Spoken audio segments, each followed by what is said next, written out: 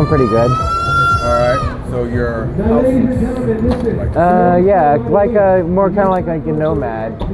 I believe homelessness was the way to classify a group of people, or as they say, a subculture within a group, because there's many different layers to each society, and not just because of one part of that group doesn't mean necessarily that everybody's going to be an issue out here.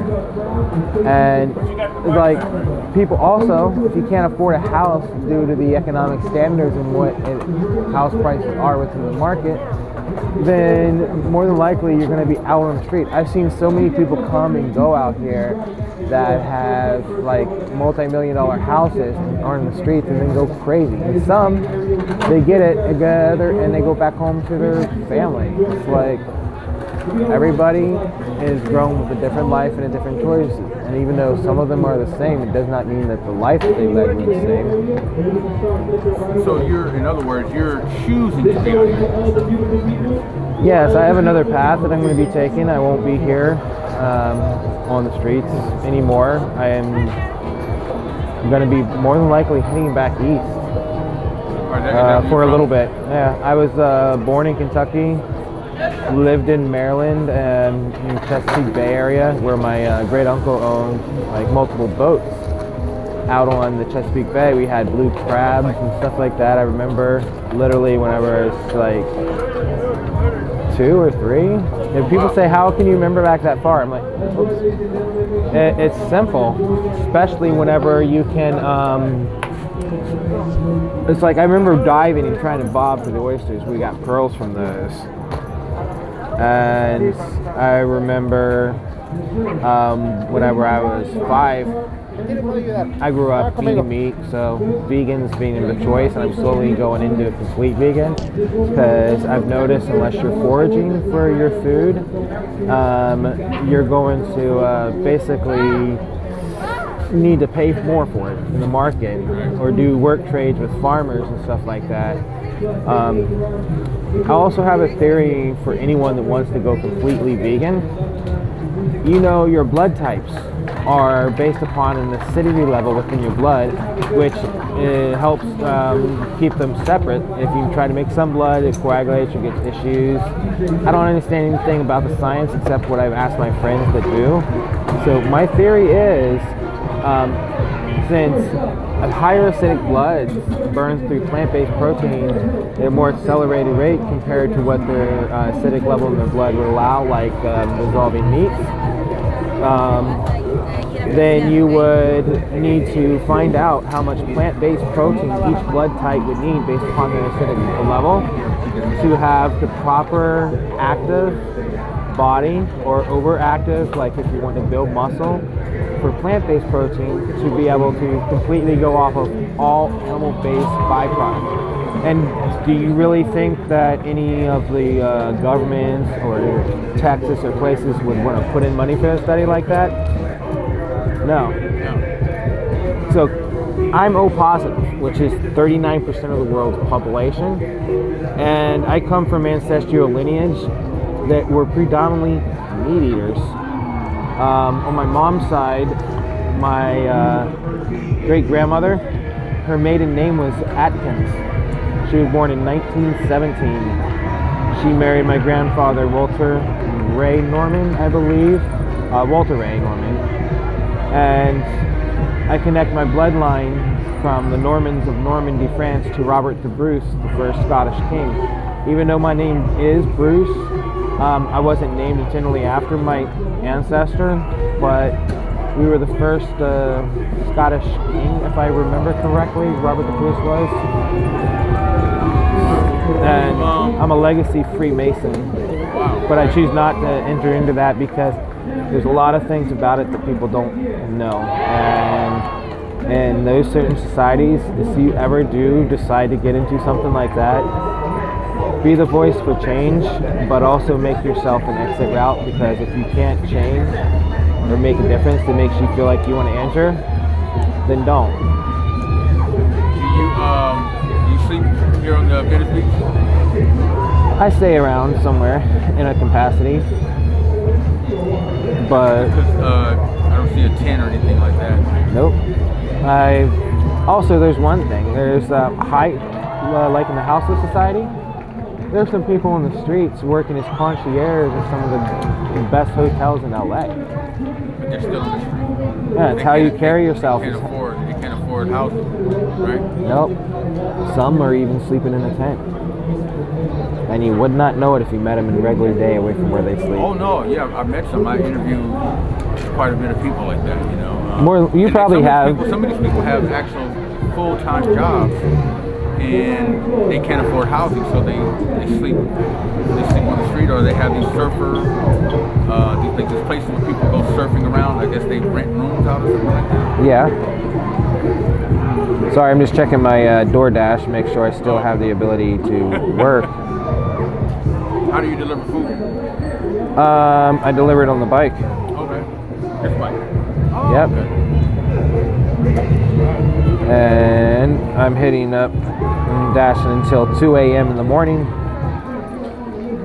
Literally, I'll be dashing until 2 a.m. in the morning. Work until 2 a.m.? I try to every single day since I've been working DoorDash. How long have you been doing DoorDash? Let me see. I'm pulling it up right here. Sometimes I do Uber Eats. DoorDash. I'm gonna pull it up. I just had to pause it for a second back to home.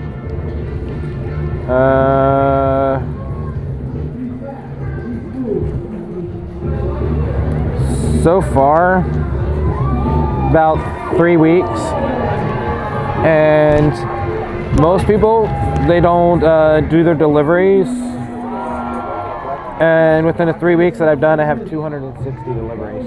Wow. When you say most people don't do their deliveries, so they just run off with the phone or something? Most people on cars don't make more under 100 deliveries a week, and I do 110 on my bike. Wow. And it's all local? Between Santa Monica and Venice. Okay, that's good. I know the side streets, the byways, the one-ways, all of that, how to get around, and I understand how traffic flows. I'm able to time the lights. It's whenever you see the pattern, life is gonna be easier. But once you can't accept who you are and push your limits, do what you love, then you're not gonna see the pattern. You're just gonna be stuck in the same thing.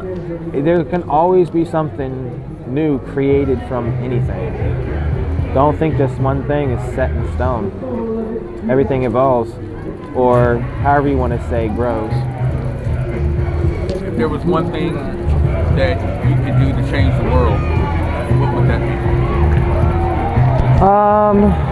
Well, first thing I actually would like to start is it starts with a police march we did on the substation here, where I met a friend of mine, Lydia Ponce, and I had an idea to help the natives take back the beaches of LA, but still allow all of this, but it would, no police, complete native.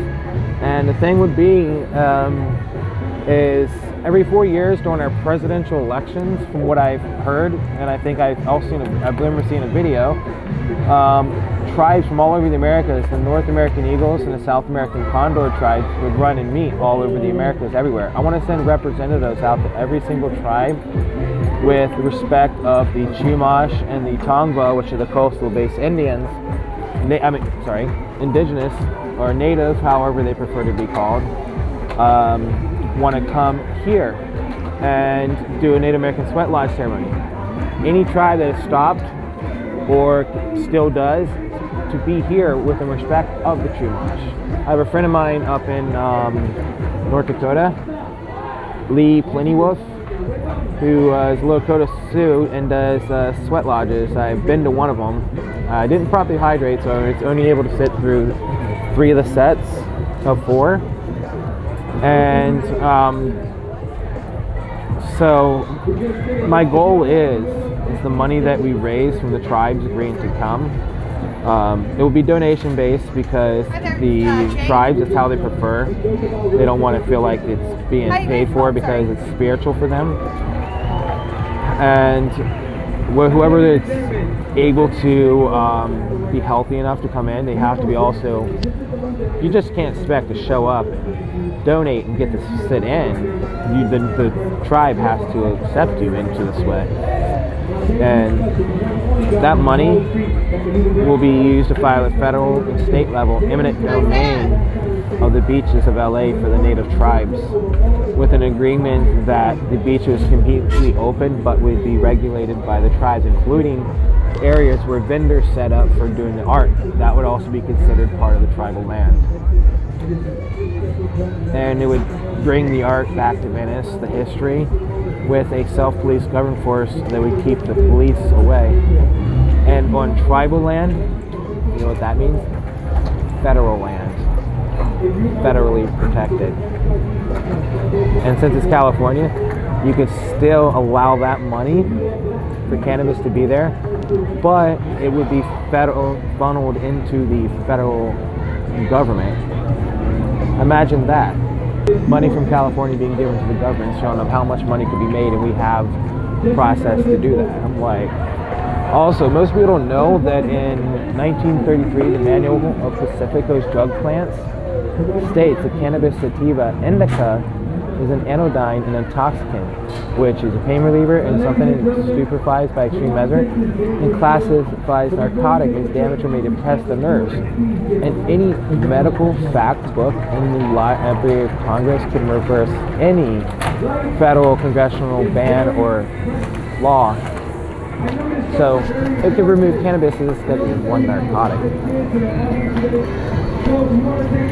And I used to have a first edition signed a year before its publication by the author, and then it was stolen off me on the street.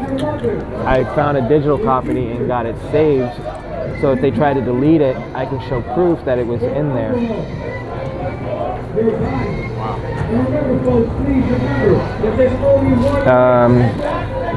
Also plan on starting my own cannabis company.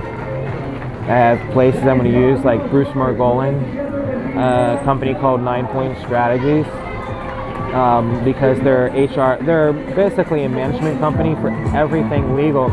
They will save you more money than you having to use your lawyer. You might not even have to use your lawyer if you go through them. Okay. I appreciate you, Bruce, for taking the time out to let me interview. You're welcome. And hope all the best to cannabis and some of the stuff you're trying to do out here. Thank you. All right, I appreciate it. Yeah. Thank you. You're welcome.